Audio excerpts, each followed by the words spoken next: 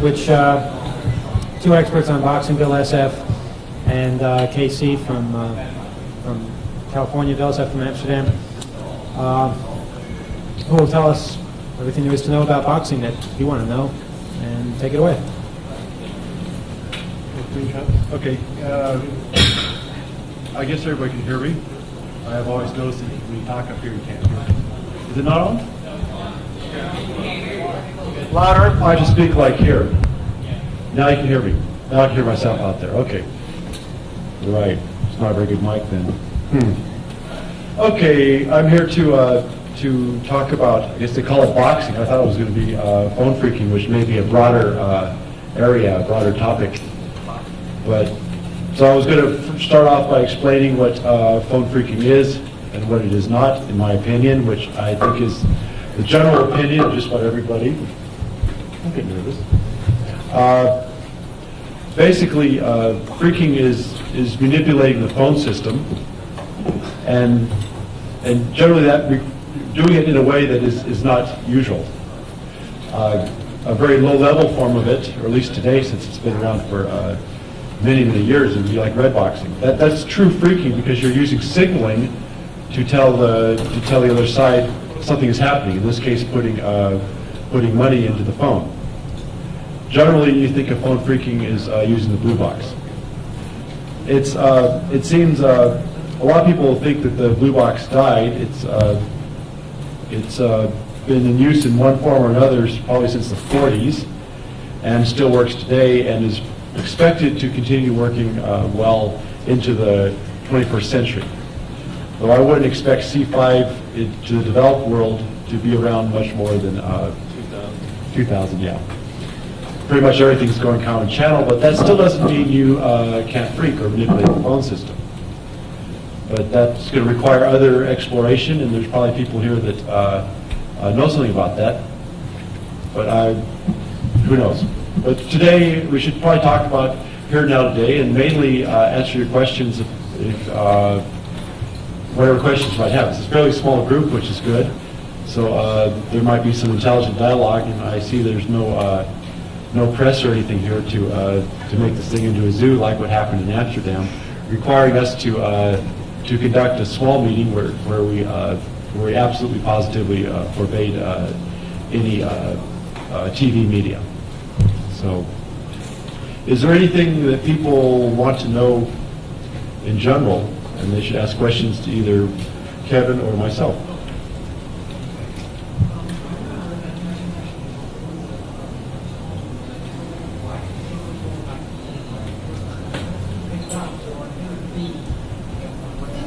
Yes, that's called a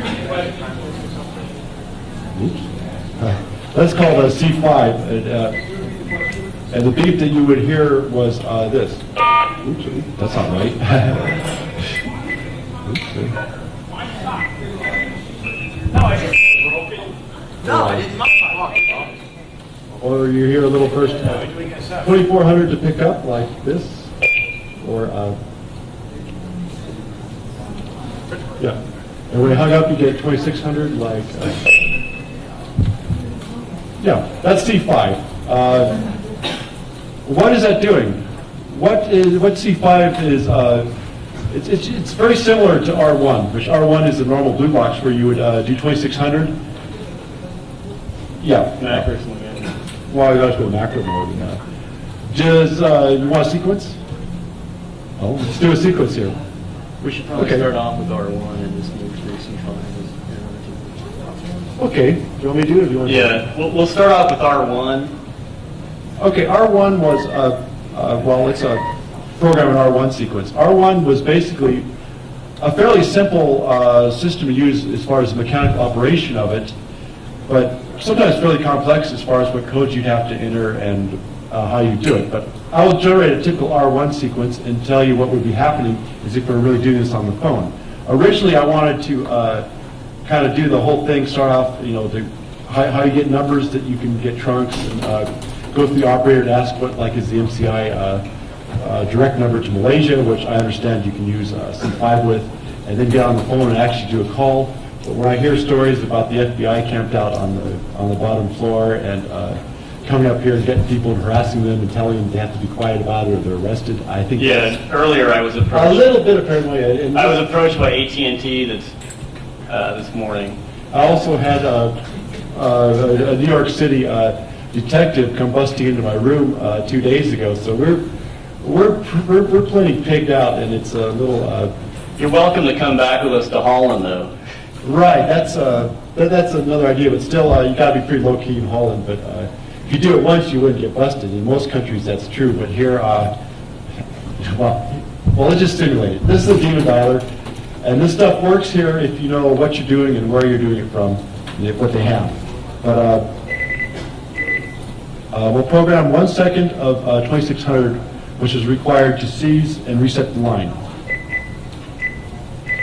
And then after you do that, the truck will go bleep, and then you have to program a number. And you could just simply program a simple number like KP1, which is called KP here. KP2 is not used in the R1 system.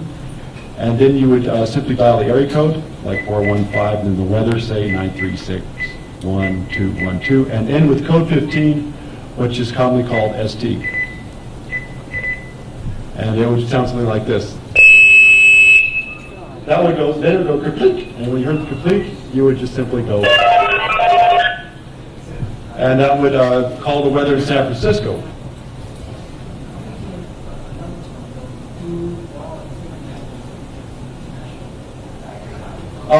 That's system C5. C5 is this.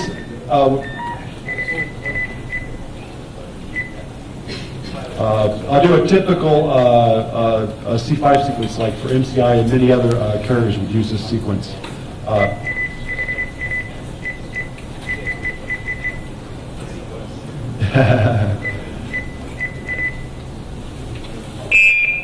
Oops, that didn't work right. It's supposed to be, try this again.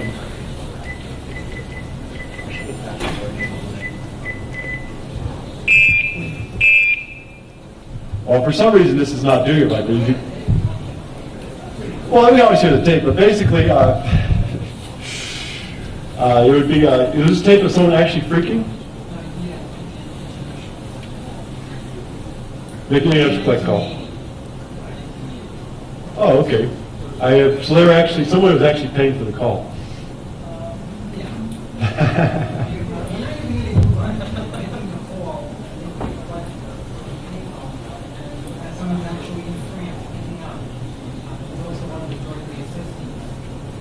Oh, so you're just commenting on what the system sounds like. Well, we can probably do that later if you want to hear it. I mean, it's a. How many people in this room have talked on an international line? Okay, good. People at least know what's going on. It's when the line sort of goes dead, and then you're in the auto section. Is that when there's for the operator to take that to the operator doing directories? The period of silence? Yeah. That is when MF is being sent, or whatever signaling they're using. It may be a multi-frequency system. It may be a common channel system. It may be a lot of things. But if there's a longer pause, there's a good chance it's an in-band system. In fact, that's one of the techniques you can often tell what system you're up against, because it's the slowness, how long it takes. In many cases, though, you'll actually hear its signal. If we had a phone line up here, we could show someone. Oh, we can have a phone line up here. You actually have some stuff you want to demonstrate? If anyone has the issue of 2600 that has the 800 numbers on it, I could show it.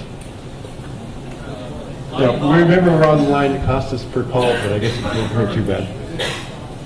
I think it was Dollar 2 issues call. back. The issue before the current one is the one he's referring to that had a few numbers listed.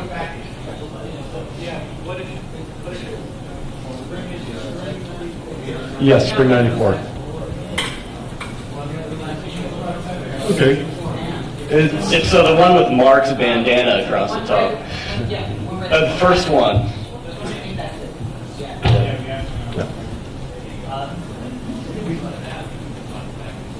So, you want to set the phone and do this, or just point out? Okay.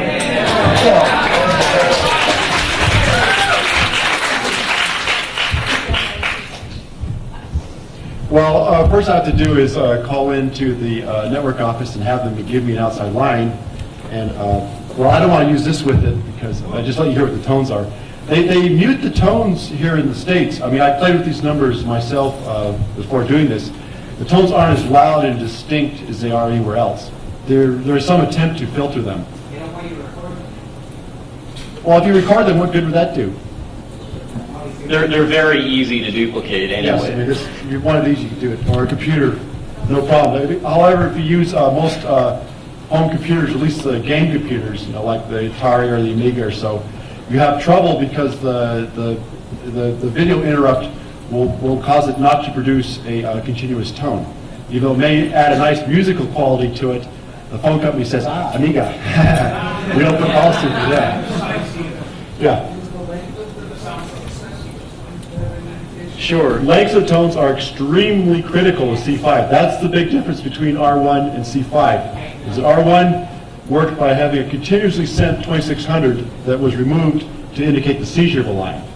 C5 has a separate tone, 2400 plus 2600, to clear the line and then to actually seize the line to get it to be dialable. You have to have another specially timed 2400 hertz, and then you can dial the numbers. Of course, you could never do C5 with just a manual device. It's got to be more than just a simple device. Is that analog or are you using a This is using a Motorola HC705 C8 processor with a home-built D-to-A with resistors. Oh, It's Mom. somebody's playing with the phone. Okay, I'm going to call into, so I get an outside line, and we'll let Kevin play with the phone, and hopefully someone's there to pot it up, and we go on. Dial. Your wife can just dial. Style the regular. Okay. Well, you can talk to them while I'm trying to get this set up. All right, I think we should probably cover C5 a little bit more. When I was in Israel, I played around with France for a while. And to give you an example of how much the timing is critical, I was trying to make an international call. Sure, we'll do that right away, sir. Why don't you hold on? Okay. That wasn't supposed to go on the PA system. Okay, sir. Okay. Sure, international call 011. There will be no international calls made. Just wanted to make a few toll-free calls. Toll-free call, sir. Yes. Okay. They're $1 a piece, right? 95 cents? 95 cents? Well, sir, for you, we got a special. It's only 75 cents. Wow. Good deal. All right, thank you, operator. No problem, sir. Thank Bye. you.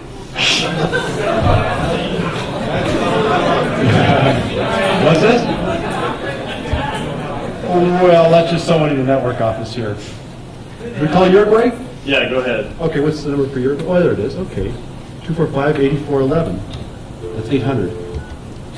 I dial 9 to get the hotel PPX, and dial 9 to get a real line. I think it's real. 1-800. 245. Okay, pot it up fairly loud. It's 245-8411. Oh, okay, wonderful phone system.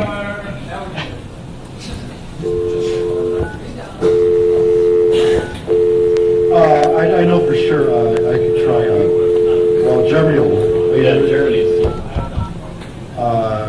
292 0049. Hey, a logical number here. Okay, turn it up fairly loud. This is muted.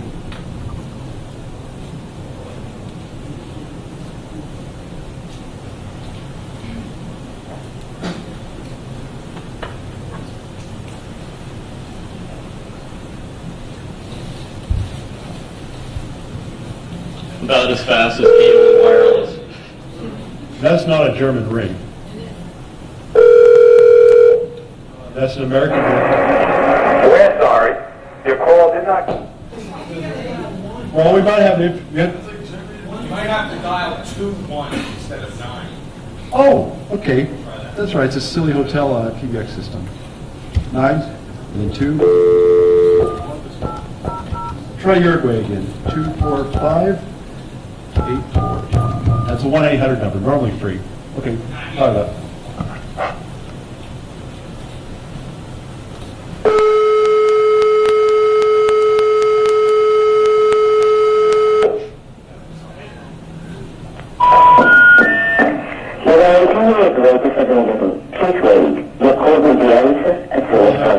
Oh, we could kill it if you want.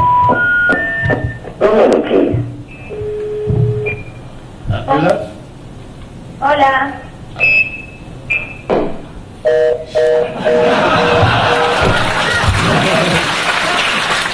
Right. Couldn't resist.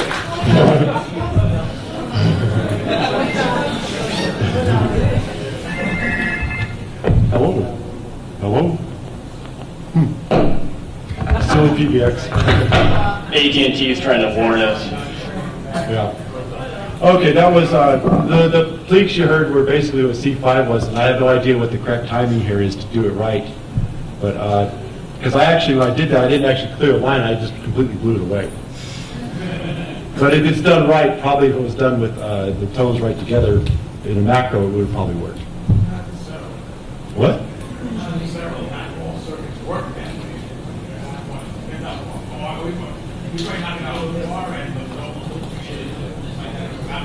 What's it? There was apparently no filter there. I mean, right, because you probably need shorter tones like Yeah, this is why timing is so critical. Yeah. I mean, this would probably do it, and then you could go KP1. Try Uruguay again because it's one. It's pretty standard. He says it's pretty standard. This just takes a lot of balls to do it, but I'm not defrauding anybody. I'm just going to try to demonstrate cold that the blue box still works. No fraud intended here because we're not calling anybody. We're just going to call the operator in Uruguay, who could actually do a call for us if I wanted to social engineer her. And I'm going to request that she speaks English by doing by using 2 as the discriminating digit, which in this case is a language digit, and then code 11, which means the operator. In the United States and Canada, it's 121, and then everything, of course, ends with ST or code 15. So get the C5 like this. Does that work? It should. And then, It's 150, 150. It's 120, 120, which is probably close enough. Hello? Somebody's fucking with these phones. Okay.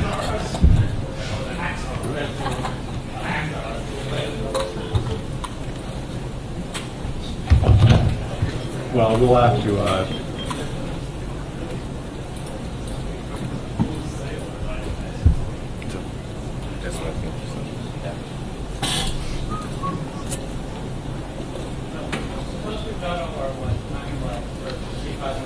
yeah.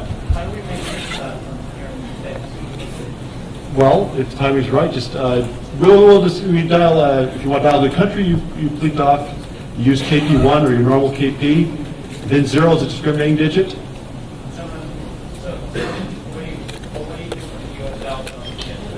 You dial one of the country direct numbers. And you can use the various. Actually, you don't really even need to dial a country direct number. I mean, if you want to pay for the call and then box, you're certainly able to do that too. Depending on how the connection is made, yeah. If it's C5, it's possible. Yeah.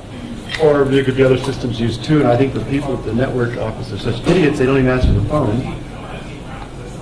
What? Try to line it. Yeah.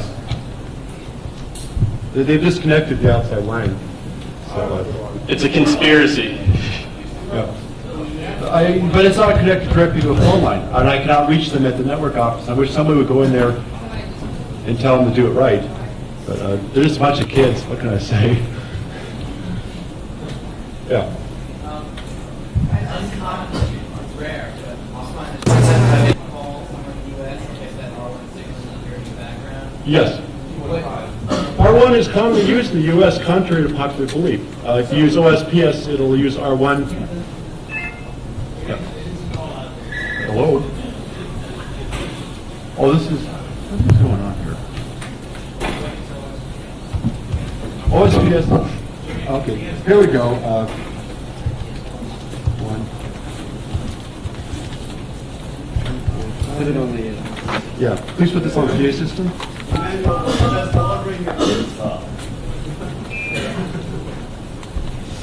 And here we have to wait for it to pick up before we can. Using MCI, you don't have to wait. There are entire groups available. Please wait. Your call will be answered as soon as possible. You won't do it until it picks up. I think the country direct number that we call is being routed through AT&T.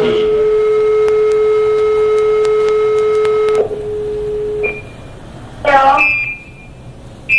Hola.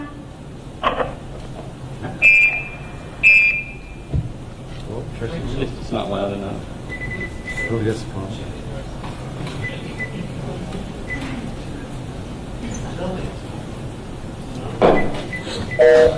Why don't you look for those numbers Oh, this is custom. We'll just try this one more time here. A lot of this takes a lot of experimentation to do it. I'm really doing this cold.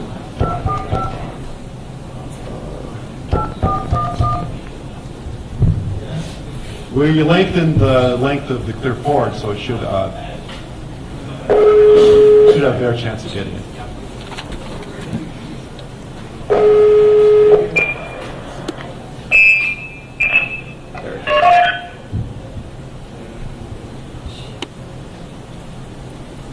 This should connect to the operator. But notice when you do this, it clears it up. Yes, but you also have to seize it with 2400. Yeah. It liked me. It might help if we were directly connected to the line. It's Yeah, not always well, possible. the tones to- have to be right and the right level, but you got the idea where it disconnects the line, and if the tone levels were set right, it would probably have actually have processed the call. Can you go on what you're saying about the R1 you Yes, R1 is used extensively in the U.S., though the 2600 part of R1 is not very commonly used. It's used in a few places, and it's used in the emergencies sometimes.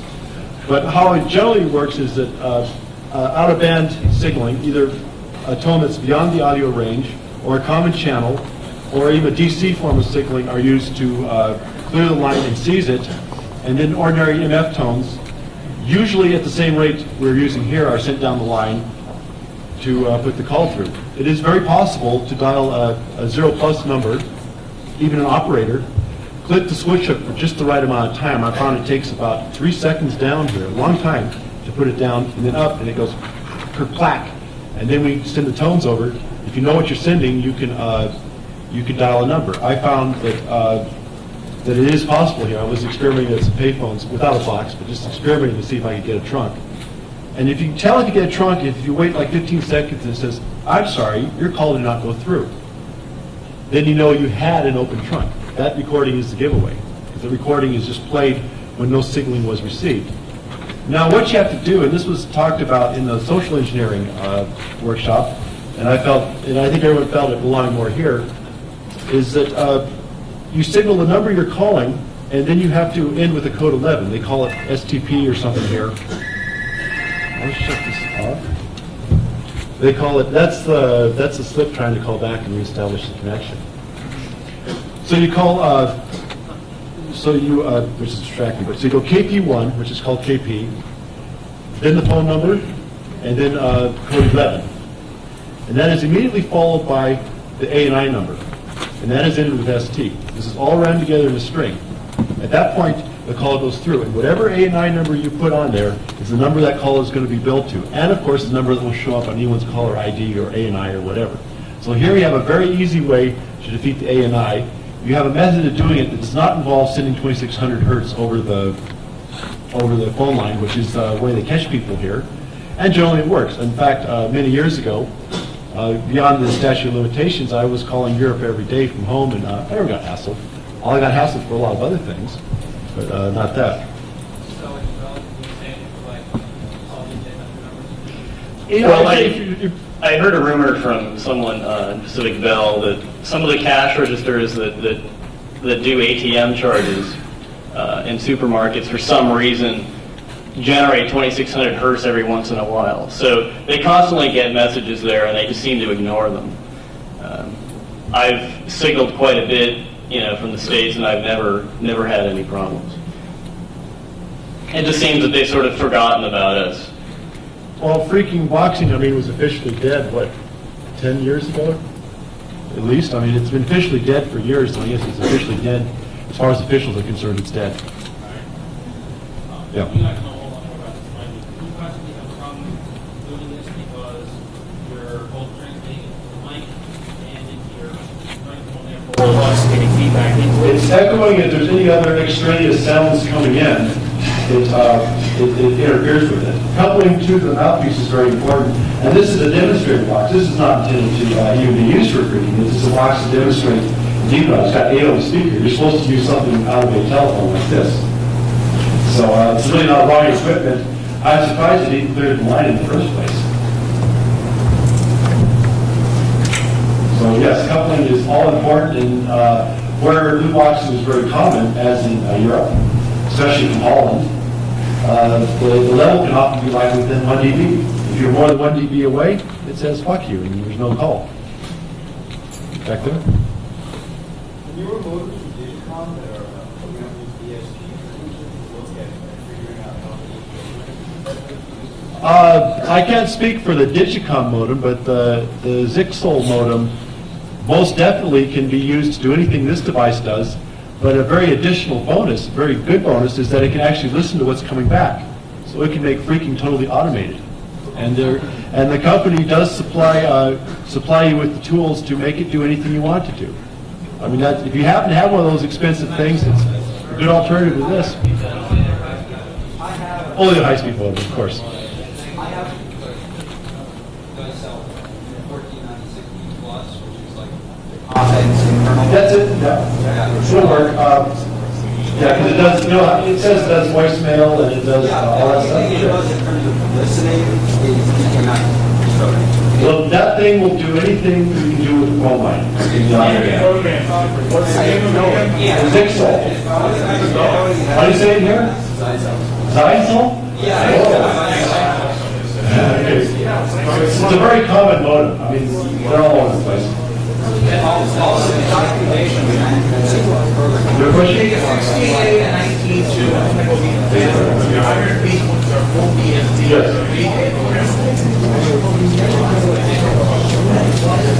When you call international, you never hear the tones? Where are you calling? When you call France, it's probably going out over TAT 8. TAT 8 mostly uses common channel. It's a From about 1990. actually signaling system 7. I shouldn't call it common channel. That's a good one. After 1990.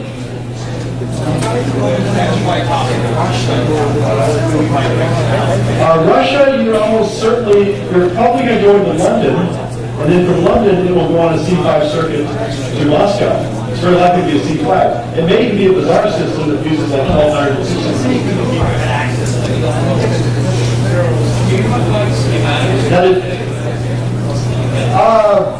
Now this is the story here. I have schematics to it, but it won't do any good. It requires a HC705 C8, which is a processor program. And you have to use our software in that processor. Of course, we don't sell software on a disk because we get distributed on bulletin boards and on nets and what have you. You can get the kit and the chip. You buy the chip, the kit is thrown in free. It's only like about 50 guilders or $30 worth of parts. You can no longer get them from us anymore. We have turned this over to the Chaos Computer Club, and we get it through them. In fact, here's the person we talked to.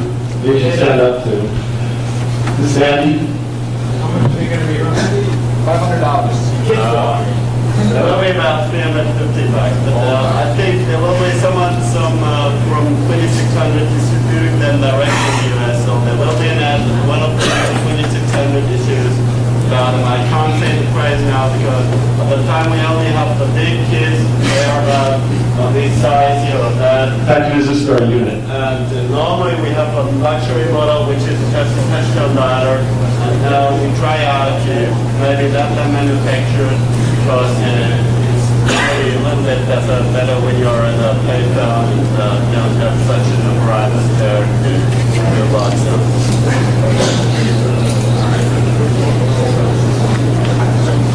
Okay, I mean, I guess I'm kind of playing on the last workshop, is that we were talking about 3 calls, and I understand that the people do tend to be poor out here, and want to do 3 calls.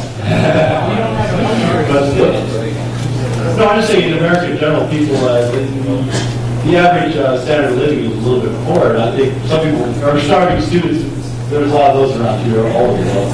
Want to make 3 calls, but really the reason for doing this is to know you can do it and also have a way of making calls. Like, hey, for example, my housemate, Rob, was in Moscow when the tanks rolled in and the coup happened. You think you could dial Moscow by using 011? If you think so, think again because, or there would be 09, it was not possible. So by having one of these, it was very easy. It was very easy to go to another country, use a priority code, and essentially dump off the person that had been talking the longest to Moscow on that trunk, and then take that line. Was it? And AT&T will make it happen. Yes. Well, yeah. AT&T will definitely make it happen if you're. You can. I mean, I could demonstrate for exploring, but I think too many people would take this as a fraud opportunity, and I know the feds here are not too happy about the whole thing. Mainly because if you use one of these things, it's not you're getting a free call. I mean, that's hippie stuff. It's that if you use one of these things, Big Brother can't really watch it. I mean, the call becomes untraceable. I think that scares them. So I'm a little bit funny about actually saying, this is how you do it step by step, but I can outline the mindset. I've already been through this before with magnetic stripes on another workshop. What the basic hacker mindset is. If you have that mindset, this is no problem because it's like any other hack. It works exactly the same. It doesn't matter if it's computers, boot boxes, magnetic cards, chip cards, any hack, it all works the same. You just got to be clever and take the problem step by step and not be impatient and jump from step A to step D to step Z. You can't do that. You have to do it one step at a time. And in terms of using the box, this requires probably more persistence than just about anything else.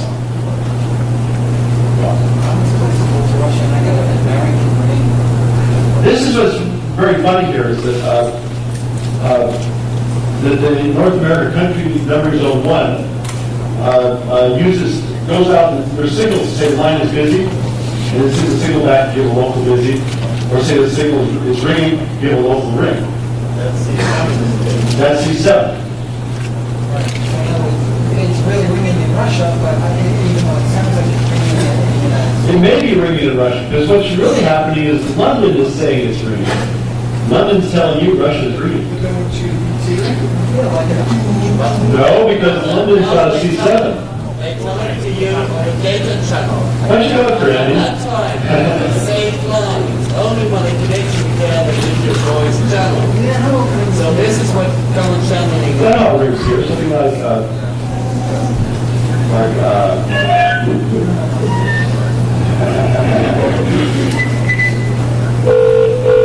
oh, that's like, I'm sorry, that's a British. Yeah, it's like, It rang like that, and a Russian picked it up. yeah, you don't understand how the system, this is, what C7 is doing, is it is told the other side to ring. You must trust it for the ring. It's trusting Moscow. Moscow's saying, okay, it's ringing. Moscow's telling England it's ringing. England's telling the C7 here, it's ringing. You don't know it's really ringing until it picks up. In fact, sometimes there's a problem and you'll hear it ring and then go busy. Yeah. And sometimes you can call people and you'll hear it ringing, everything sounds normally getting busy, and then when you finally get through the person, you find out that you harassed this person terrifically because you called their phone has rang 30 times and you didn't know it was there.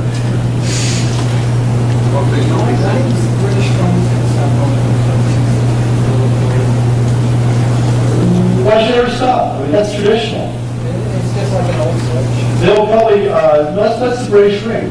Yeah, you can drive on the left side of the street. Well, every country has a right to use its own ring and its own business. What? I didn't say it was bad. No. I mean, most systems use a single tone for the ring, 440 hertz or 430 hertz in some places, so you don't use the phone tones to your instruments.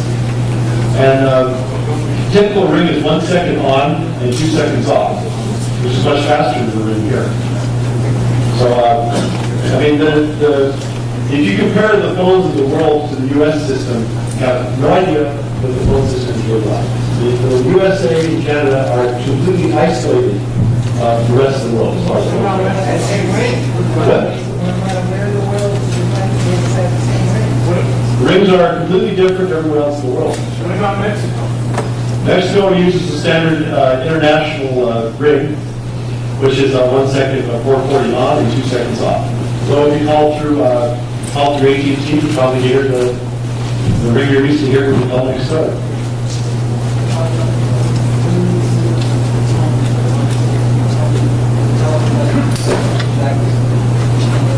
Sure, yeah.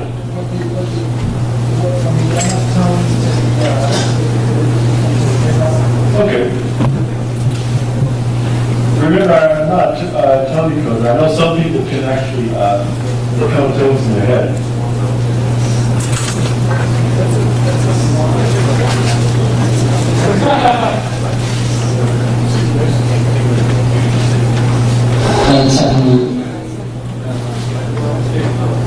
Oh, we got a question back there? So, in 1970, I've read that 2600 hertz monitoring by ESS put into a pink noise in like 1800. Is that true? I wouldn't trust it. It probably is true, but I wouldn't trust your freedom line.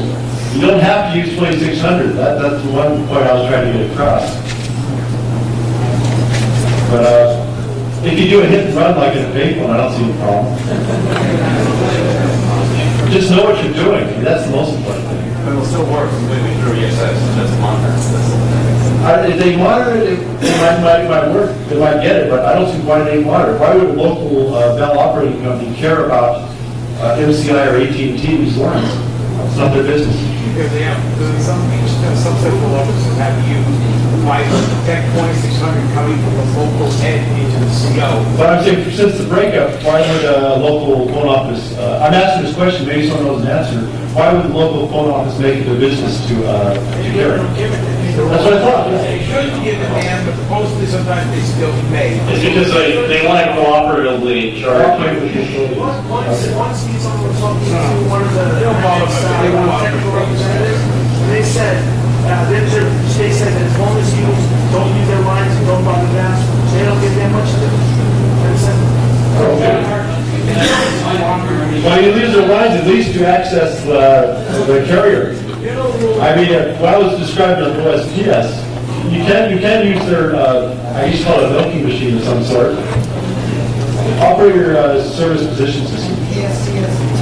It used to be like TOPS and TSPS. It's called a lot of things. If you clunk that off, you'll get into a machine where you can choose your carrier. You know, MCI, AT&T, Sprint. I can speak for California. The default carrier is AT&T. You don't specify a carrier. You get AT&T if the phone company bids to it or not. AT&T becomes the default. We're ready to tape. Okay. It's just a tape of an international collect call being made from a payphone in 1980. I don't know what operators were used in 1980. LSPS, I guess? Yes. Good word break, of course. So what we'll be hearing is dialing 0 and then asking the operator to place the collect call to France, to Paris, France. We're not calling anybody in particular, we're just making up names.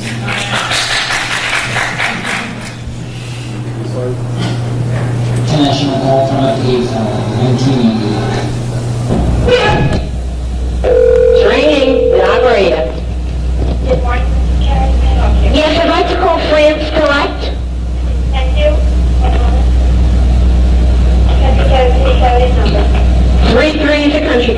the city code and the numbers.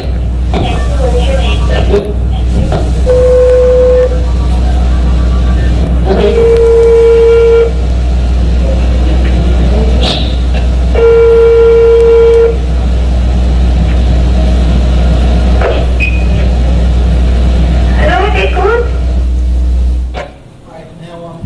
I just wanted to know, what were the sequence of tones? There was one sequence of tones plus another sequence of blue box tones, and then some other tone on top of the blue box tones. Could you just explain? And then the picking up. Okay, we're actually there's more. I'm sorry. There are two systems involved here. There was R1 involved and C5. The first thing you heard was a connection to the international sender. They used to use codes like 186, 182. Or now just 18 anything, and you'll get a sender. So now that's what they were dialing, 182. KP1, 182, ST. That was the first set of tones. Then the equipment automatically listened for a tone to come on the line. Right, that was a doo. And then that tone came on, it dialed the number in France. It went KP1, 0 is a discriminating digit, 331 plus whatever number she gave, and ST. Okay, next it went on to there was a little pause then. Next it went on to the C5 circuit. Then it went KP1, and then it went KP1, 0, when it was into France, 0, and then the number. In other words, as it picked up, is that what you're talking about? No, from the sender, he went to the sender and dialed the number in the sender, which turned around. It's a machine that has trunks going to all places in the world. It sees the C5 line to France. I see. And then, since it was a terminal call to France, it dialed KP1, 0. Say all the lines to France were busy. It might have gone to Norway. Then it would have gone KP2, 33, because KP2 means country code is the follow. It would have done 33, and then it would have done 0 as a number. I have another example of me calling International Directory Assistance in London, and I got a recording that all circuits information is busy. I could play you that one. That may be a little different. So okay, we'll wait for that. And if there's any questions, do you guys realize that a lot of the breeding that goes on in the United States today originated because of back in the 60s and the late 60s with the tax that they added on to our phone bills because of the Vietnam War? I don't know if you folks all know about that, but well, I guess I'm older than I look. I mean, I came like within about 2 years of that party.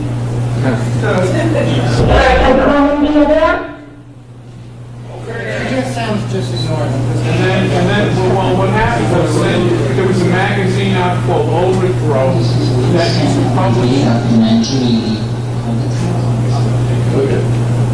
I wish there was a set of headphones to cue this up with. But they would not volunteer the headphones at.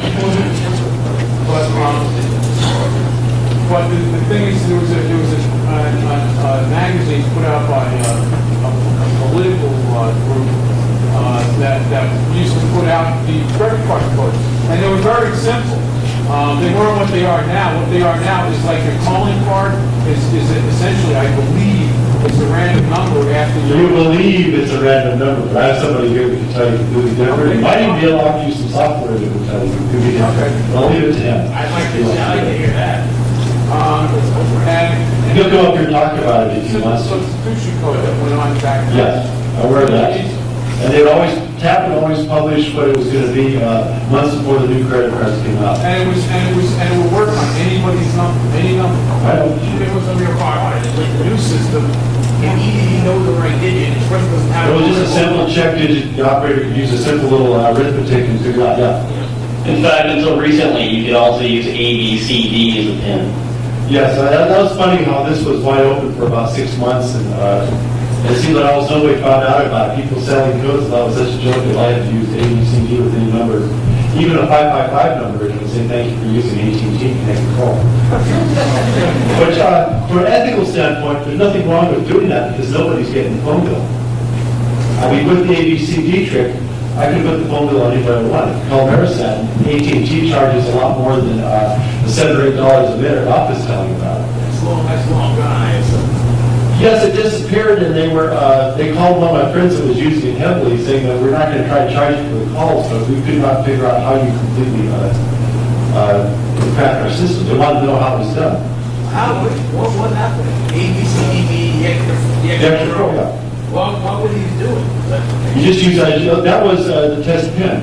There's still a test pin that involves four colors. Yes, ABCD was the universal pin. Yeah, there still is one, but there's actually an algorithm that determines your normal pin, the natural pin. It's a checksum. It takes the pin and the calling card number, puts it into an algorithm, and it spits out as good as bad. So if you go through all the combinations with these checks, you can take a number and find a pin. With the 486, you can do about 40 seconds or so, I believe. Now they can change it, but if you pick your own pen, then when it goes to check, it has to go online and check it, and it takes about twice as long for it to set up.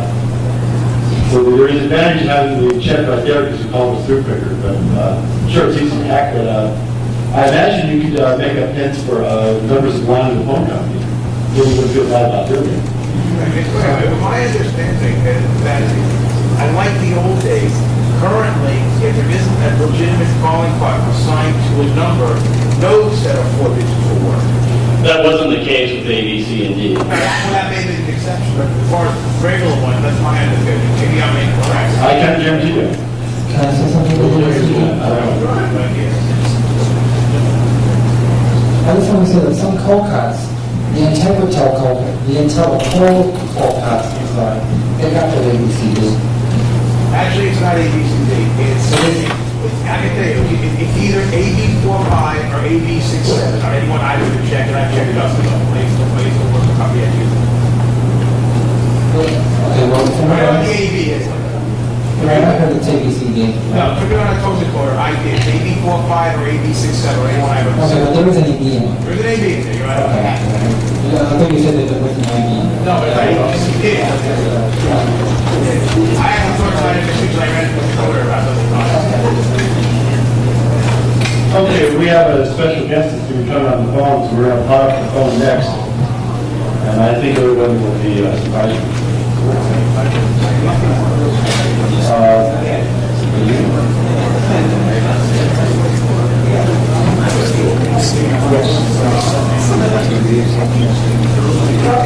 Okay, pop up the phone. Eric? Yep, we're here. Bob Rocky. What's going on?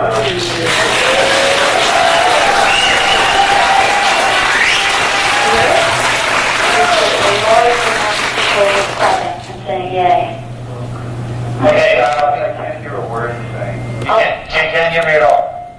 I can just barely hear you. I'll tell you what he says. Okay. Why don't you, can you just patch the call? Someone go first. I'm sorry? I don't know what to say. So Eric, what's going on there? Well, we have several hundred people here listening to your every word.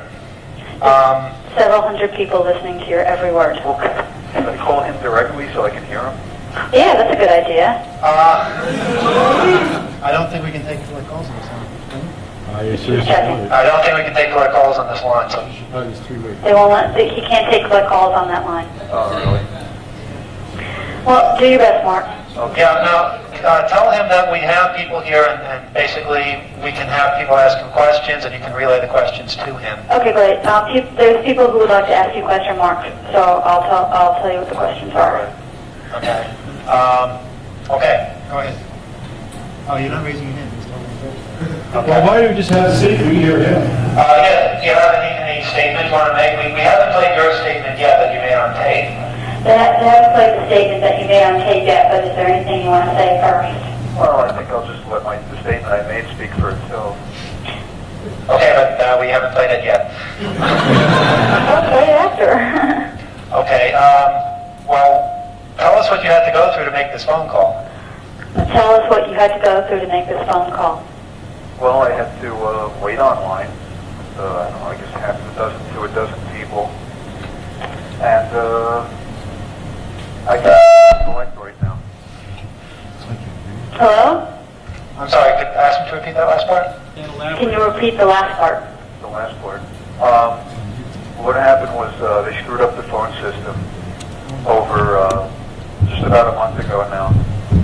And we can only call collect And where previously we paid for our own calls, and we could only call specific numbers, now anyone can call collect anywhere. So there's lots of people always waiting to use the phone. Mark, are you able to hear me any better now? Yeah, I can. Okay, let's give Mark that applause again so he can hear it.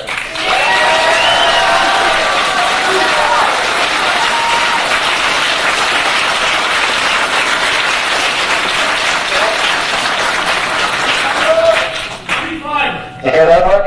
Yeah, it's almost as if I had something in my ear and you pulled it out. Mark has been in prison since January. On that cold winter day we took you over there. And last we heard you won't be out till November, is that correct? Yeah, November 22nd. Okay, perhaps you can tell us what a typical day at Schuylkill in Pennsylvania is like. Oh, where can I begin? Well, at the present time, at least I get fired from the job position. What I'm doing right now is what's known as a range orderly. And orderly being basically janitor. And ranges are, there's 2 buildings here that we need to live in. And each of the 2 buildings is divided up into 4 ranges, which are basically like barracks, like in the Army or in the military. They're just open cubes. And there's a bunk bed in each cube, and there's 2 people living in each one. Range orderly basically does all those exciting things like mopping the floor, and we use floor buffers like you see in department stores because they have wax floors, and apparently they're very anal here about cleanliness. You've gotten in trouble several times for not making your bed or some craziness like that. You want to tell us about that? Well, what happened was when I first got back in the winter time earlier this year, I was penalized for not having my blanket folded or some kind of nonsense. And I wasn't aware of the fact that I was being penalized then, and I ended up getting extra duty, which involved me having to shovel snow, in addition to the fact that I was on snow detail, or as they would call it, landscaping. But I was shoveling all the time in the winter time.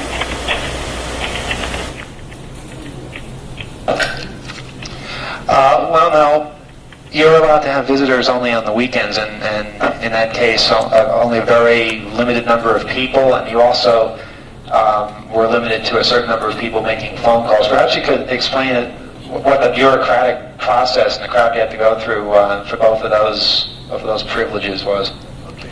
For visiting, what we have to do is we have to send out a form to somebody that we want to be added to our visiting list.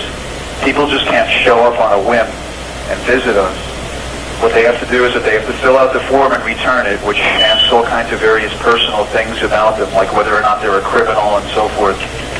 And they add the person to the list usually within a few weeks upon getting the form back again. And once that happens, they can come and visit on Saturday and Sunday and federal holidays from about 9 o'clock in the morning until 3 in the afternoon. With the telephones, what we have to do is, oh, and by the way, with visitors, we can only have roughly a dozen people on the visiting list. That's it. For the telephones, normally, when they weren't messed up like they are now, we can only have a maximum of 20 people's phone numbers on our telephone list. And again, they have to be pre-approved with forms.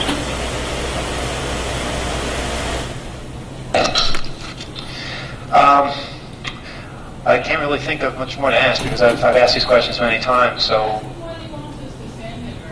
okay, people are asking what we should send you, what we can send you. Well, I just like it when people write. I like to hear from people on the outside. People don't really have to worry about sending me anything specific because I mean I really have everything I need to get along. But I just like to continue to hear from people. Letters, lots of letters. Yeah. Okay, we have another question? Ask him like why he hasn't getting right back, because we've written him before asking for visitation and I've gotten nothing. Are you able to hear that? Hi.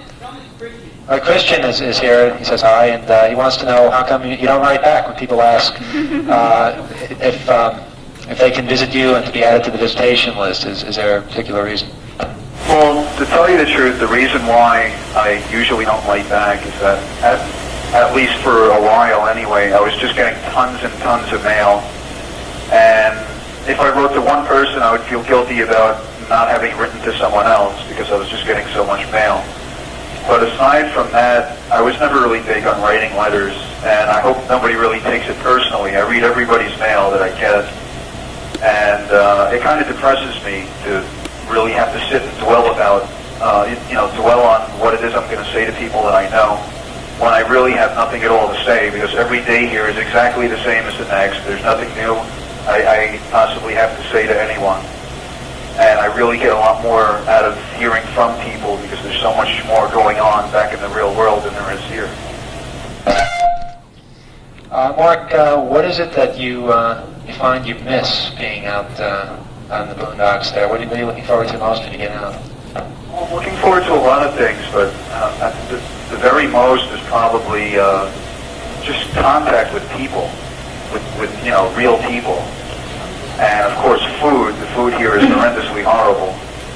I'm looking forward to eating tons and tons of really good food. And of course, what I like to do for a living, computers. I don't have any contact with any computers of any kind whatsoever. Are you going to do anything different when you get out? Has your mind been altered by this experience? Well, it's been altered and scrambled up a little bit over the past 8 months that I've been here, but hopefully I can iron out the creases once I get home and I have time to unwind and get back to reality. But I think I was already on the right track long before I got here. I'm just going to continue doing what it was I was doing. Yeah. Okay, do we have any more questions? We have questions.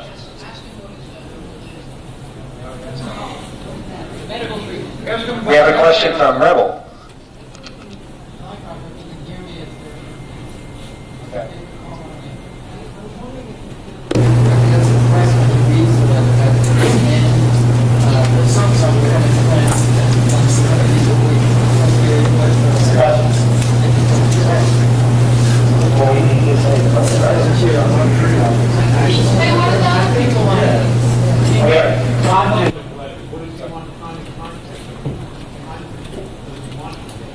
What kind of content do you want within the letters? No, I don't care. Just anything. I want people just to tell me what's going on the street, just anything. I mean, anything people want to say. Nothing really specific. Okay. Go ahead.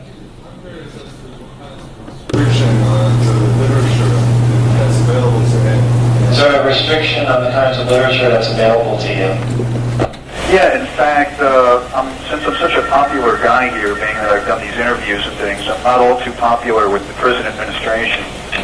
And my mail gets censored frequently for the most ridiculous reasons that they just make up as they go along.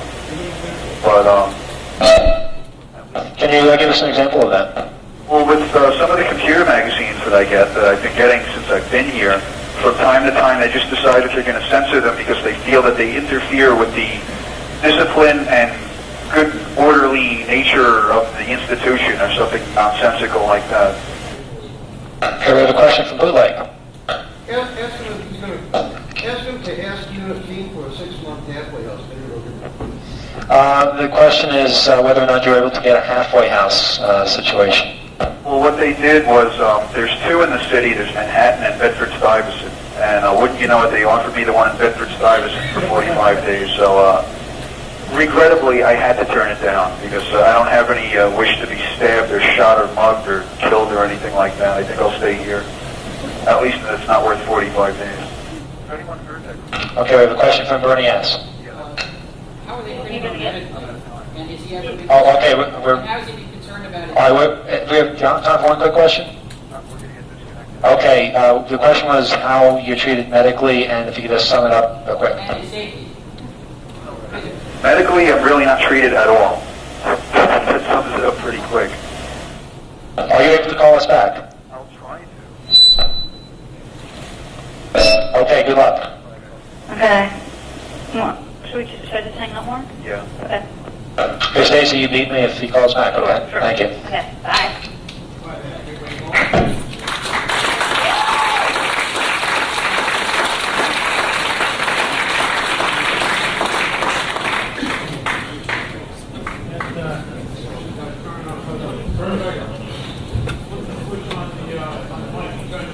They're turned on the microphone. Which is on the Hello, hello. Okay, this one works.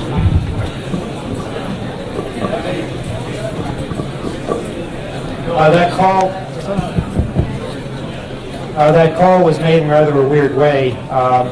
Mark had to collect call to Echo, which is an internet site here in New York City, because we can't make collect calls to here. And we called Echo, and Stacy Horn had to punch in 2 lines at once, which is why the connection wasn't that great. But it's really a miracle we were able to reach him at all. We didn't think it would be possible. Sometimes he's not able to get to a phone for days at a time. So we'll also have the little speech he wrote, which runs about 3 minutes, a little bit later on. I guess go back to your panel now. Yeah, well, the panel, you can tie up the rest of it back. Yeah. Can you hear me first? Yeah, I think they should probably put the board back up.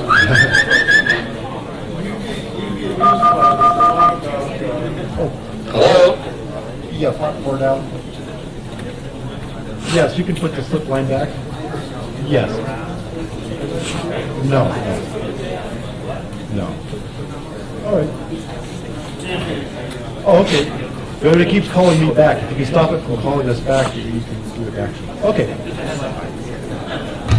About default PIN numbers. Your calling card. A few months ago, NYNEX had a terrible PR disaster when they sent advertisements to people's calling cards, which actually had workable PIN numbers on it.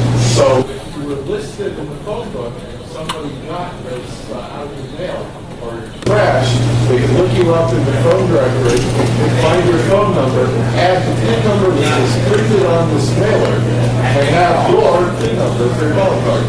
I'll take the last 4 digits of the phone number, add this other number on the outside of the paper, Right, and you it get would be address to you, it would have your name and address, it would have unbelievable. Yeah, I addressed the phone company on that. They sent me a PIN number. I said, well, what are you doing? Sending me this card that I did not ask for. I said, and then now you're asking me if I want it. I said, well, I don't want this. I want you to disable this right now. Oh, the response was even better. Instead of disabling everyone, they only disabled numbers of people who complained. So I didn't use his head, but just kept it. Well, 2 months later, I'm sure they got a lot more complaints. You gotta understand something. There's a full thing on a postcard, like it's a tape. They open it in the mail, and you just lift it and not even open it, look at it like fold something, not even open it and read it. Anybody's supposed to look at it, look at the seal. It was folded and look at the name on the other side. Well, I think this is kind of everybody talks about this, but this is not really lots of, this is more administration matters. And I figured there might be more interesting things. What other boxes do you know about that still work? Besides the blue box. Well, this is also the green box, the old box, red box, who knows other boxes? Silver box. Does the green box still work? This paper thing, isn't it? I think we have those are blue boxes. Those are C5 and R1.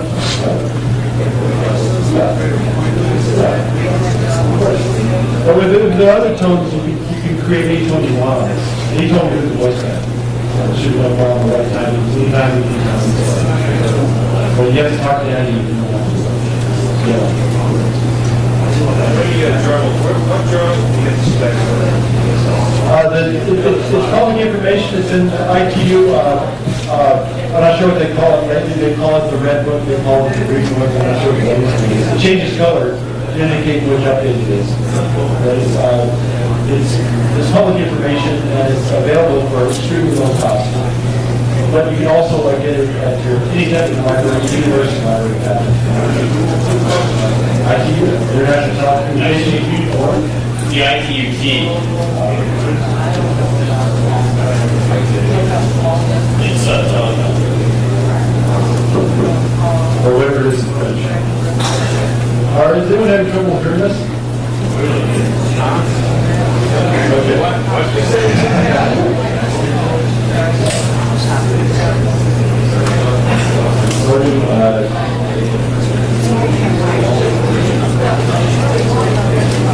Is there more on this tape?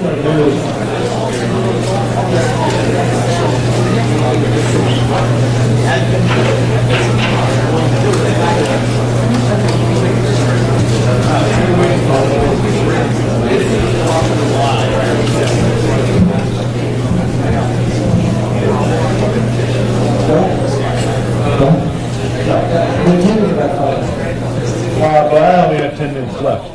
I would think it'd probably be more interesting to the people here to get the live material. Yeah. The live material? It's already been discussed.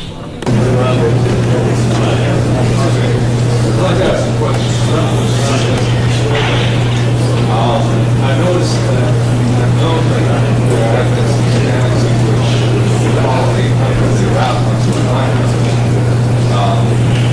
I was just curious, is there, are there ways to differentiate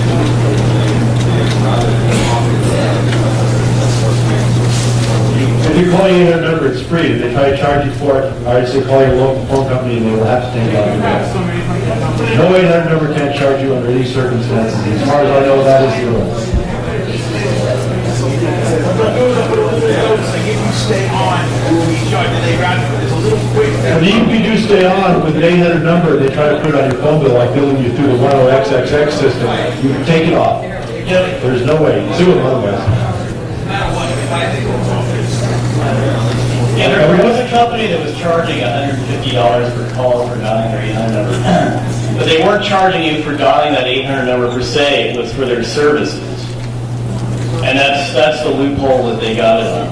But they couldn't, if they were actually charging through the person's phone number? Yeah, they were. So of course they couldn't make that charge stick if the customer said, I don't need it, and this is like that. Well, all you really need to do is just give them advice and then send them a bill. That's what I said. There's no way. Traditionally, 800 numbers are free. I've read a little bit about this.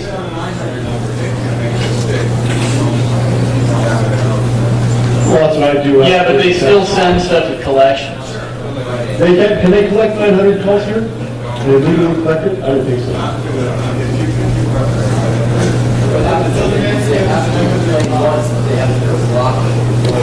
Yeah. Right, but they continue to charge for the further ones. By the way, you don't pay for it. Little funny. People I know have discovered, they figured out these a couple of years ago, still one, account exchange. If you have a problem, I can call them and they'll say, kids call you or whatever. I don't put a block on those cats. A lot of times they don't put it on right away. Well, they don't put it on for months. Guess what? They have to take them all off because you told them you requested a block. They have it on the record. You call, they have it for block too much, so what happens? Guess what? You can make 50 calls, 100 calls. Guess what? You will not pay them anything. People I know have actually done this for months. Of course, I know that's true, but again, the title of this conference was boxing, and I think we should get back to the topic. I mean, there aren't TV cameras out there, there aren't press. And it doesn't have to degrade into politics like it did last time the two of us tried this stuff. Bill, why don't you tell us a little bit about fun with some operators? That's what I wanted to get to. This is more into freaking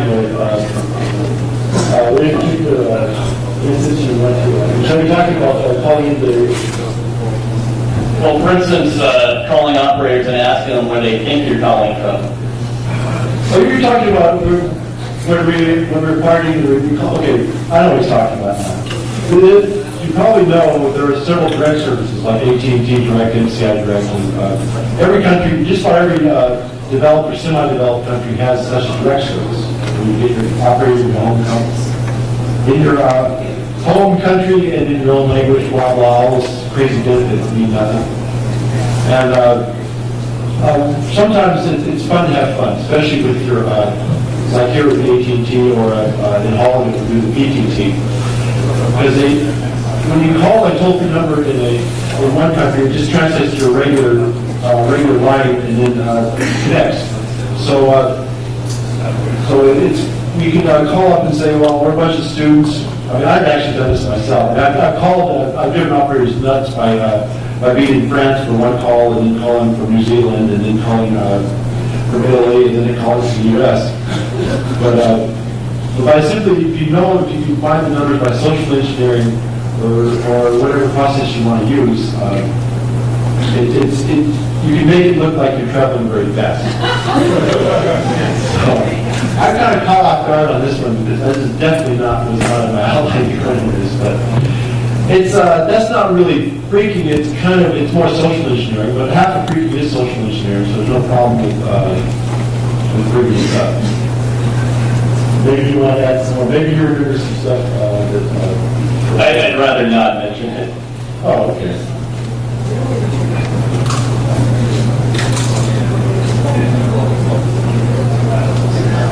Well, I think we have the guy up here in the social engineering workshop. Of course. Same way the guy demonstrated up here. Exact same thing. In fact, he should have grabbed the most expensive 900 number and gotten the back door for it. I really works that way. I don't know to do that. I can care less if it's on 900 or 063 numbers or it's the same thing, Paul. Except, fortunately, they have a 1 guilder a minute limit, which is like 60 cents. 0700? Isn't that more, my understanding of 0700 is the customer determines where it goes to, right? It's a remote wording function? Yeah. I don't think most 900s are that way, but 800s can be programmed that way. But you're asking questions about a phone system that I'm not really, I don't know what the latest stuff is. I haven't played with the phone system here for like about 4 years. So the question is probably best directed to Kevin, who will tell you probably a lot more about the rest of the system. Right? Are there any specific questions? I'm not actually sure about 700. Does anyone want to talk to Mark? I should do that to the audience. Fiber optic?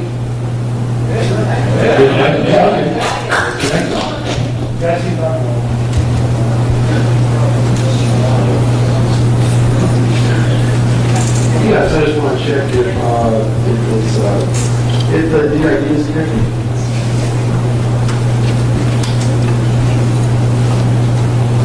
We have Mark available, and I think the audience wants to be speaking to him.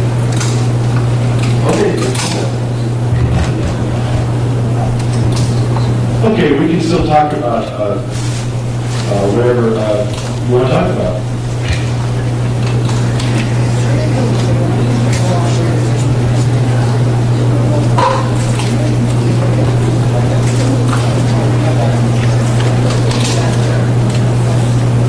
That was just telling us to know the operator is coming online.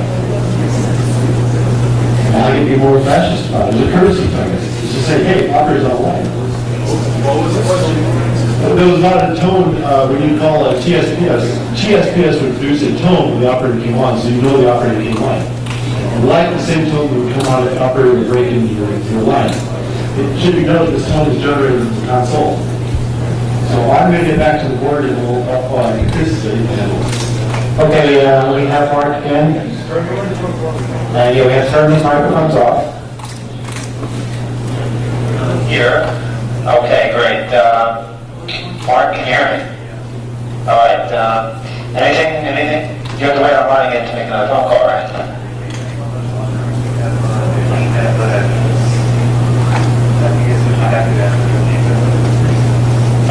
Yeah, we have a warning of like a click. I think it's one click a minute beforehand and another one about 10 seconds beforehand. The way the phone system is right now, it's makeshift setup. It only gives us one warning. Did you ever find out who Montel is? Mark? No. Montel is the company that places collect calls. But you can't find anything out about them. No, the suspicious things that it says it like a synthesized voice when you make the correct call. And I had a couple of people, in fact, try to find out who they were, to find out what the rates were. And there's no Montel in the state of Pennsylvania, at least with a listed telephone number, or 800 directory system. And the Public Utilities Commission in Harrisburg, the capital, has never even heard of Loud Mill. They do prison phones, that's all I know. Okay, one of our audience members says they do prison phones, and that's all he knows. Lockpile is the company that makes these collect calls. So far, I guess none of us have gotten the bill. Is that right? In fact, I'm just guessing, but like a lot of small companies, I'm sure that they're just contracting an outside billing agent so that the bills are going to be a few months behind. Because no one that's gotten the most recent bill has anything on there about it. Mark, can you just tell us, for people that might not know, a couple of details of your case, when it started, and what the ultimate result was?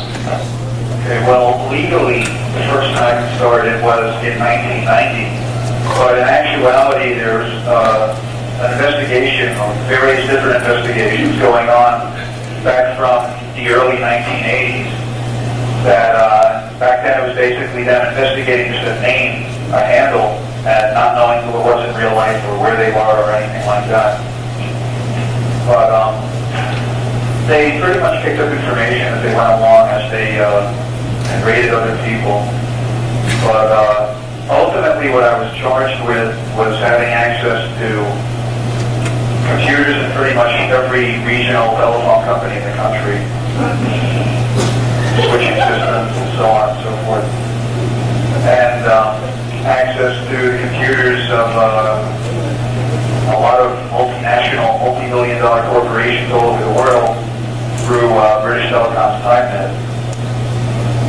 And originally, after being raided in 1990 and arrested in 91, I was charged at the state level, still being a minor, and nothing really ever came of it. When some activities of a few other people came to light, and it was found out that those people were in contact with myself and a couple of other people, the feds turned it into a whole grand scheme, a whole grand conspiracy, and we all got raided, and myself for a second time, which as far as I'm concerned was only because they weren't satisfied with the outcome of the first time. This was in December of 1991. And then we were indicted in July of 1992 under myself under 2 counts, the first being conspiracy, and the second being unauthorized access to federal interest computers, so basically computer trespass. And those are both felony counts. And I faced 2 to 5 years for now. I prepared to go to trial, and was the last person who intended on going to trial after everyone else eventually, one by one, had pled guilty. Various people were involved in providing evidence as informants, and 1 to 5 indicted people cooperated with the prosecution and received absolutely no time. What happened was I prepared to go to trial with my attorneys, prepared for a year's time, and finally in the summer of 1993, at the very final moments, I decided to throw in the towel because I felt like I was standing alone. And the most beneficial thing I could say out of the whole thing was that I got to see all the evidence against me for whatever it's worth, and I got to see how it is that they go about performing an investigation and building a case, basically how they operate. They being the feds and the U.S. Attorney. And I feel that I made an informed decision rather than having chosen to plead guilty blindly early on.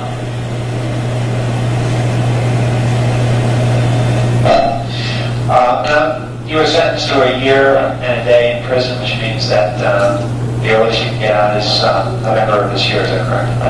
November. Is there anything you can say to the people here concerning what you've learned? Should people be real careful as far as this kind of thing goes? Should they avoid it altogether? Any advice? Well, I'm not going to be the one to tell people what to do. I think they're capable of using their best judgment. But just be aware of the fact that it doesn't matter what you did, even if you were accused of having done something, they will find something to charge you with, and they will find you guilty of that thing, whatever it is. because they're in control of the courts, and at the very least, they can charge you with conspiracy for the most minutest of things. And conspiracy in and of itself is a felony, and it carries a penalty of 2 to 5 years. So I just want people to be aware of the fact that things are really, really crooked. And even if they're not doing what they consider anything wrong or anything immoral, that if they want you bad enough, they're going to find something to stick to you with. It's just that simple. We only touched upon on your last call for a moment the medical issue. Can you tell us exactly what occurred there? Well, pretty much I don't get any medical treatment whatsoever. I mean, I have been getting certain medicine I need for a digestive disorder, which is mainly caused by stress, and just happened to coincide with when I first had my legal problems. But the medical facilities here are extremely lax. People do not get the proper attention that they need. There's people obviously here that are far more serious than I am, with heart conditions and all kinds of problems. But they're very lax in getting people their medication when they need it, or even getting their medication at all. Now, in your case, though, were you not denied a particular type of medication that you need? Denied isn't really the word. I just never got it. Yeah, after complaining about it numerous times, I never got everything that my doctor on the outside says is necessary to be made. Okay, at this point, I want to ask people if they have any questions in the audience. Go ahead. What are the other people like that are in there? The question is, what are the other people like that you're in with?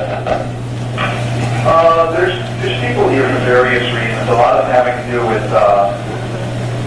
I guess, money-related crimes like bank fraud and things like that. There's telemarketing fraud people here, and there's a lot of non-violent drug offenders here, whether it be people that are here just for possession or people that were drug dealers on the street or whatever. So that's pretty much. It's not only white collar, and it's not like people tell you. It's not like a nice country club or anything like that. It's not like that at all. No tennis courts. Nothing like that. Can you tell us something about the first day right after we dropped you off? Well, if you really want to hear about it, since we came on a weekend and no one told us otherwise, that no one was going to hear the process, they put me in segregation in the Federal Correctional Institute, which is not the camp, but the real prison. And I was locked up in a place that people up here call the hole. Basically, because it is a hole. It's a hole in the wall, where you're in a small room by yourself, and you're locked inside, and whenever it's mealtime, they unlock a hole in the door and they give you tray food. And that's basically the extent of it. So I was in there a day and a half, and I was extremely nervous and was sick from nerves and sick from the food. And on Monday morning, I was feeling pretty sick and I puked all over the place. And then they came and got me, and it was time for them to take me up here to the camp. And I was just very disoriented. It was a very disorienting experience first getting here. The reality shock as it was. I should probably point out to the audience that keyboard you hear is not Mark. That's Stacy over at Echo. Mark, what kind of high tech do you have access to? What's that? Do you have access to any kind of high technology at all? No, the highest technology that I have is my digital watch and my radio. We just got a 15-minute notice again. Okay, so I'll let you talk to the end then, right? Well, I have recorded a speech, and I just want to say that I hope people get something out of it. And I don't want to talk too much about it because I just want them to listen to it themselves. But I hope that it strikes a chord with people there today. Okay, let's give Mark a round of applause.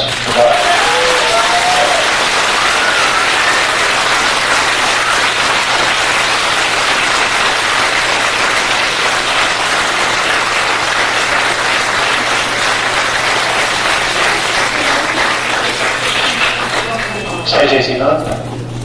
Mark? I'm here, but only for a few more seconds. There's still time to mention gamers. I think he's gone. Okay, Stacey, thank you very much for your help. Okay, take care.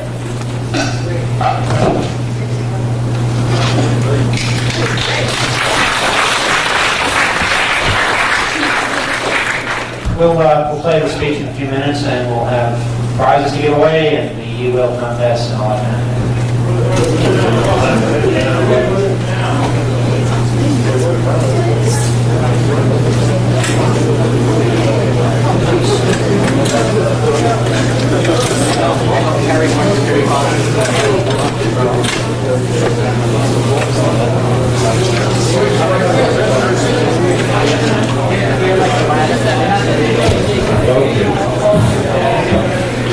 Oh, well, we've had two delightful introductions to this.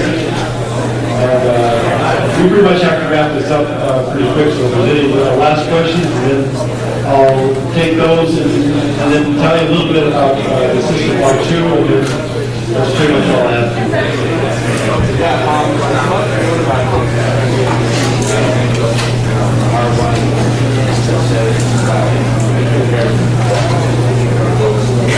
How is this translated?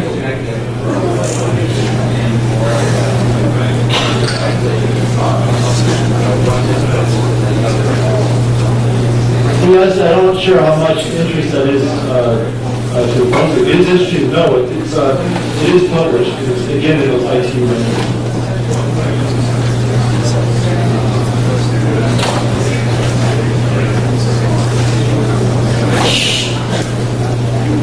Okay, Kevin just said that I probably didn't understand the question, but Kevin told me that you just the way you can tell that it's translating to like C7 is when you hit the ST, it immediately rings where you call. It will indicate that it's gone on C7, and as you are dialing, it is signaling on C7. It basically is receiving the tones and then putting down another system. This is go from R1 to C5, R1 to C7, C5 to C7. Each system, the other system, there is software that translates. And the details of how this works, all the fine details that are necessary to make international signaling work, are discussed in the IT manuals.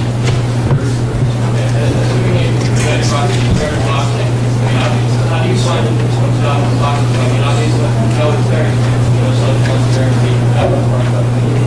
How do you find something work? Well, again, this goes through the same, as I said, the process of hacking seems to be the same for anything, be it computers, phones, or cards, or whatever, is that first you approach it step by step. Where can I get access to advanced signal? Obviously, you try out, and this is getting back a little bit. This is causing some feedback, and I think it's making it harder for people to first, you just do it step by step. An obvious place to check would be country directs. There's a list of them in this 2600 for this article. And first you try those numbers. See which ones are C5 by the beat sheet. If it's C5, you can experiment to see if you can clear it. Try doing 175 milliseconds on my third chord. If that dumps the line, try 120. It does nothing, it's somewhere in between. Or it might be that you have to put a C's right up on it. Some want the C's immediately following, some want the C's after a second or so pause. It all varies. There's only a few possible combinations that will work. You try different lengths of tones, there's separation in between, until you get actually clear to see the line. Once you do that, you try signals. Does this only do terminal calls, which indicate 1-0, or can you do KB2 and a country code transfer? Try. It's just a step-by-step process. I mean, once you get there, I mean, like I remember like all the stars, finding these over that you can only get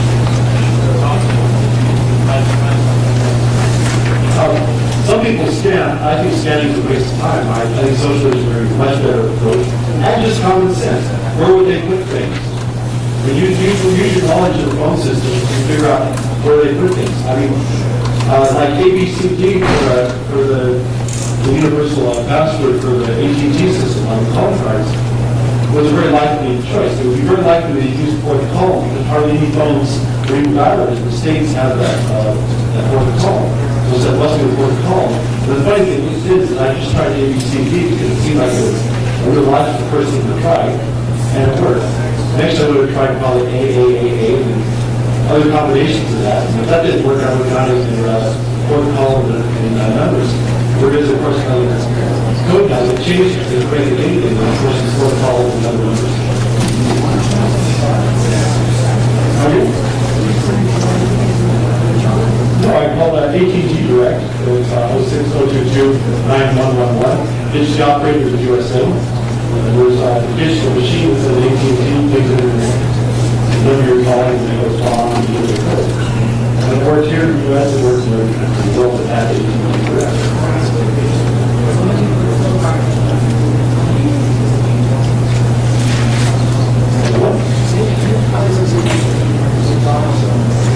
Often you reorder tone, but that's not always the case. In Amsterdam, other place I was living, you now see it says the 0 receives line distance calls and calls that go through for free.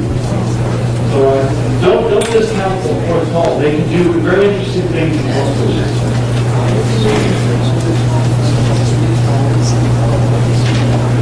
Of course.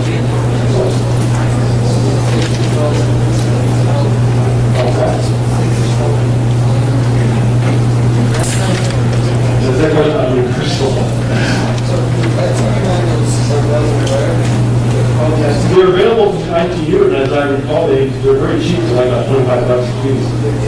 They've got a Gopher server that has more information. I can look it up for you once they get on the keyboard. Well, it's on the internet. You get on the internet, it's free, I guess. Actually, no. You can get a few articles for free, like the specs on V35 and the new specs on V34, I believe. But they like to sell as much as they can.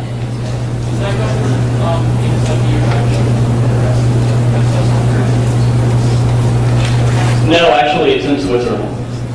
But it's better than you're in. So it could very well be. You would very well be. Well, I should probably get on to it.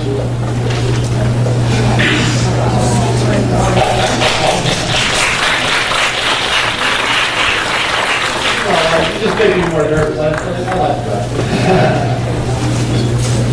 But last thing I want to talk about, R2.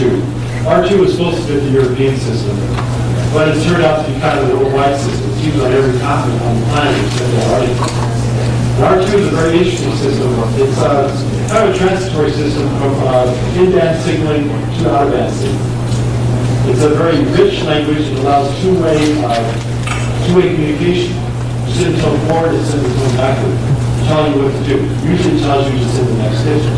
But it may tell you to send a digit back because it missed a digit.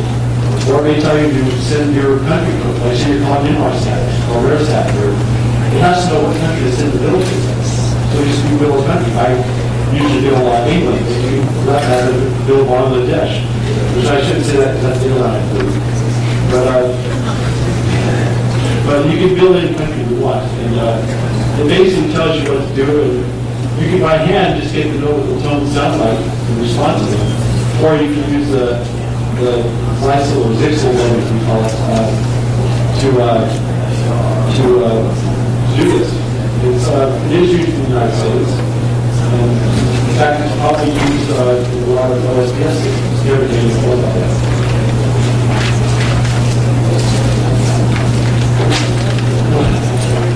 Why don't you tell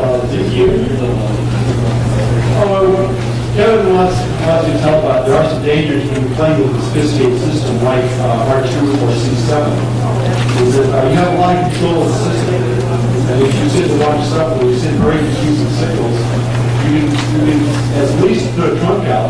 But in some cases, we were playing around one night in Holland, and there were probably calls all over the world. We probably made about 10,000 international calls. We were moving things together for all over the place. And we did some bad signals and we completely blocked Belgium off. It was the middle of the night. We totally cut Belgium off. And we cut it off in 15 minutes. We're probably sitting before guys scrambling around like move for me. So you gotta be responsible to do this stuff. I don't say I didn't do that, but somebody else who's kind of... We don't know who did it. We don't know who did it. All the trucks got tied up. What did you do? How was it jammed? I don't know. A key was released too early. Well, what? The result of what happened? All the trucks got tied up going to Freedom? I don't think it was a matter of looting the trucks. It just somehow, because there was so much activity, we were causing this machine in the middle of the night. And they definitely saw light on the monitors. We were causing this machine to do random international calls about 103 seconds.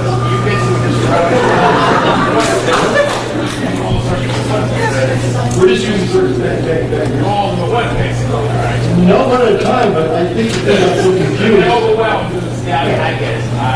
We were also we're trying different things to see if we can use different codes and just messing with it. And something bad got hit.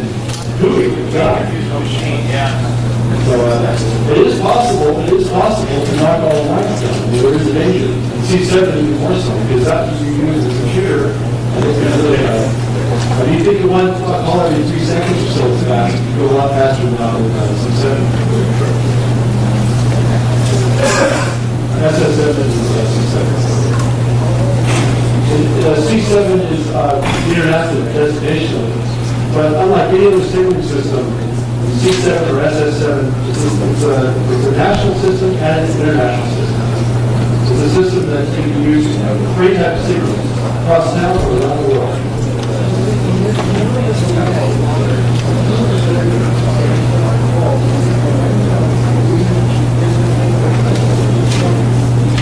It's very possible. It's always going into that system because they're much smaller. C7 goes there. It's fascinating. When you make a call somewhere, it uses what's available.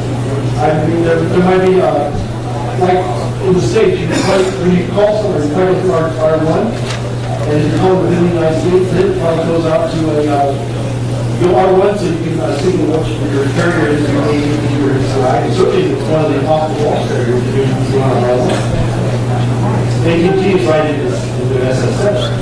So if you use some off-brand carrier, you're likely to go R1. But if it translates to the C7 or C6, the rare system.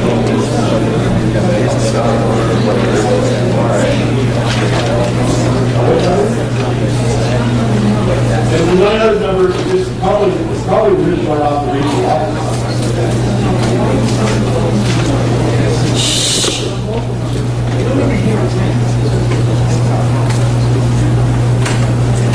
Well, you can do that with that USS. It doesn't have to. The polarity reverses. We should probably take this offline. You can talk to me about this after the I'm not sure if this is general. Any other questions as far as that? Or signaling or anything? This thing that you did the regulations, there were 6 issues. There was 64911. Well, USA Direct, I just said the number of USA Direct calls. Yes. You can call here, dial 01131, and then drop the 0, so 6 022 9111. And you will get USA Direct, and ask the operator that you got what country you're in, and we'll just how you want to call it. It will pay for call calls unless you don't make a free call. Sure, you can call Print from Holland and do start. It's a tech service, the credit card service. Calling from the U.S., you call 011 and then 31 6 022 9111 and then in the pound. And then we'll connect you to USA Direct from Holland. You can also do it through multiple other countries. Not all. You can't do it in Germany. You can probably do it in Norway, for instance.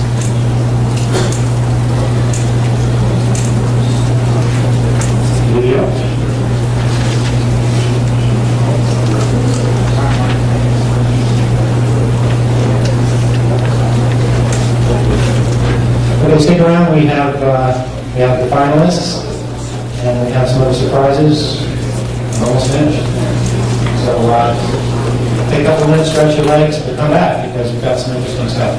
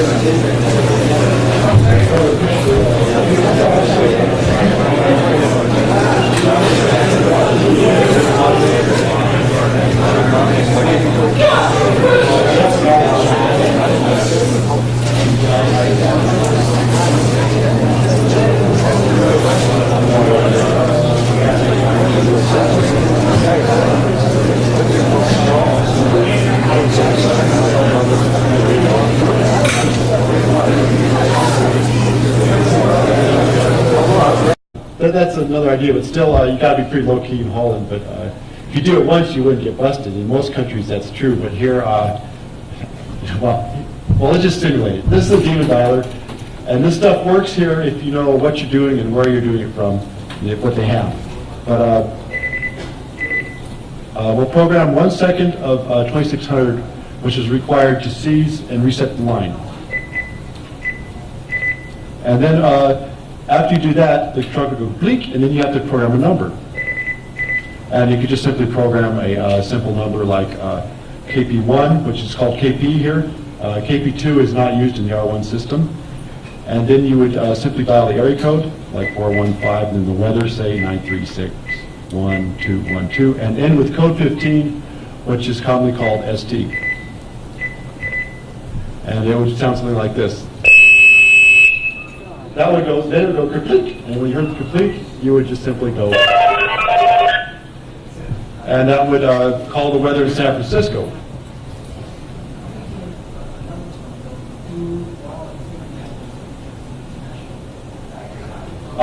That's system C5. C5 is this.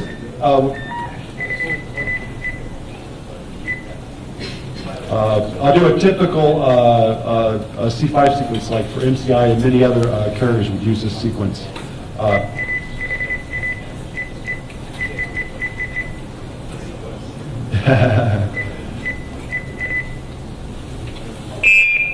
Oops, that didn't work right. It's supposed to be, try this again.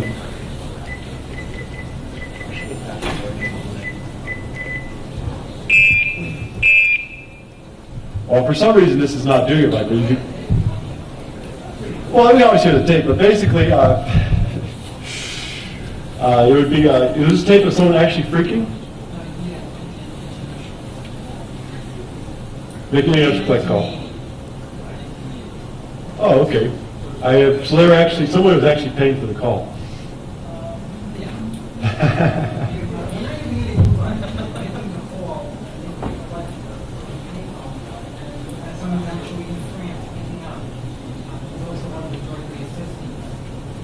Oh, so you're just commenting on what the system sounds like. Well, we can probably do that later if you want to hear it. I mean, it's how many people in this room have talked on an international line? Okay, good. People at least know what's going on. It's when the line sort of goes dead, and then there's the auto section stop when there's for the operator to catch the operator doing directly. The period of silence? Yeah. That is when MF is being sent, or whatever signaling they're used. It may be a multi-frequency system. It may be a common channel system. It may be a lot of things. But if there's a longer pause, there's a good chance it's an in-band system. In fact, that's one of the techniques you can often tell what system you're up against, because it's the slowness, how long it takes. In many cases, though, you'll actually hear its signal. If we had a phone line up here, we could show some. Oh, we can have a phone line up here. You actually have some stuff you want to demonstrate? If anyone has the issue of 2600 that has the 800 numbers on it, I could show it. Yeah, we remember we're on the line. It cost us per call, but I guess it didn't hurt too bad. I think it was two issues back. The issue before the current one is the one he's referring to that had a few numbers listed.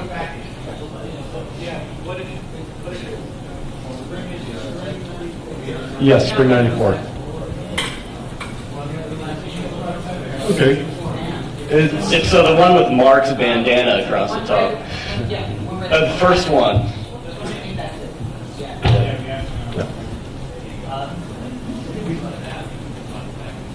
So, you want to set the phone and do this, or just point out? Okay.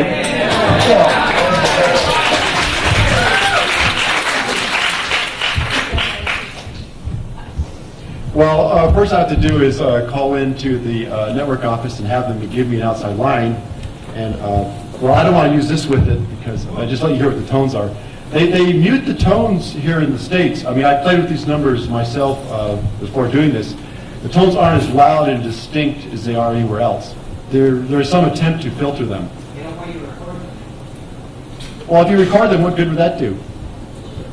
they're very easy to duplicate Yes, I anyway. mean, one of these you can do it, or a computer, no problem. However, if you use most home computers, at least the game computers, like the Atari or the Amiga or so, you have trouble because the video interrupt will cause it not to produce a continuous tone. Even though it may add a nice musical quality to it, the phone company says, Amiga. We don't put calls to that. Yeah. Sure. Lengths of tones are extremely critical with C5. That's the big difference between R1 and C5. Is that R1 worked by having a continuously sent 2600 that was removed to indicate the seizure of a line. C5 has a separate tone, 2400 plus 2600, to clear the line and then to actually seize the line to get it to be dialable.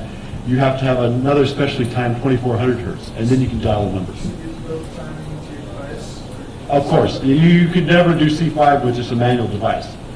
It's got to be more than just a simple blue box. Is that analog or are you using a This is using a Motorola HC705 C8 processor with a home-built D to A with resistors. Hello? It's Mom. Somebody's playing with the phone. Okay, I'm going to call into, so I get an outside line, and we'll let Kevin play with the phone, and hopefully someone's there to pot it up when we go on. Dial. Your wife can just dial. Dial the regular. Okay. Well, you can talk to him while I'm trying to get this set up. All right, I think we should probably cover C5 a little bit more. When I was in Israel, I played around with France for a while. And to give you an example of how much the timing is critical, I was trying to make an international call. Sure, we'll do that right away, sir. Why don't you hold on? Okay. That wasn't supposed to go on the PA system. Okay, sir. Okay. Sir, international call 011. There will be no international calls made. Just wanted to make a few toll-free calls. Toll-free call, sir. Yes. Okay. They're $1 a piece, right? 95 cents? 95 cents? Well, sir, for you, we got a special. It's only 75 cents. Wow. Good deal. All right, thank you, operator. No problem, sir. Thank you.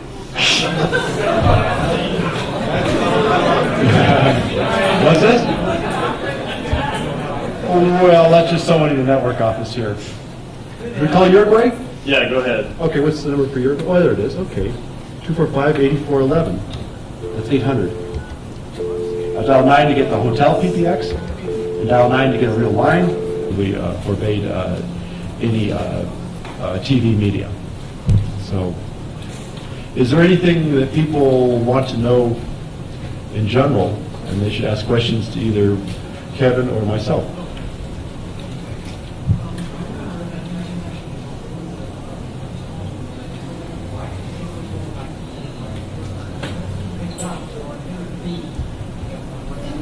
Yes, that's called that's called a C5, and the beep that you would hear was this. Oops, that's not right.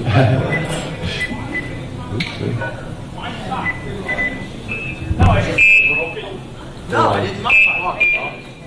Or you hear a little burst, 2400 to pick up like this, or yeah. And when you hung up, you get 2600 like, yeah, that's C5. What is that doing?